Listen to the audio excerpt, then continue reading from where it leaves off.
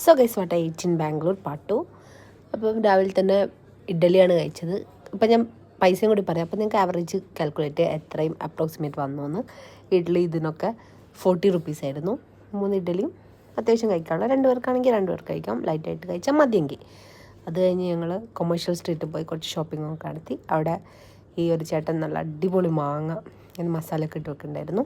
50 രൂപയായിരുന്നു. അത് കഴിഞ്ഞ് ഞങ്ങളൊരു മാംഗോ ലസ്സി കുടിക്കാമെന്ന് വിചാരിച്ചു. അവിടെയുള്ളൊരു സ്വീറ്റ് ഷോപ്പ് കയറി.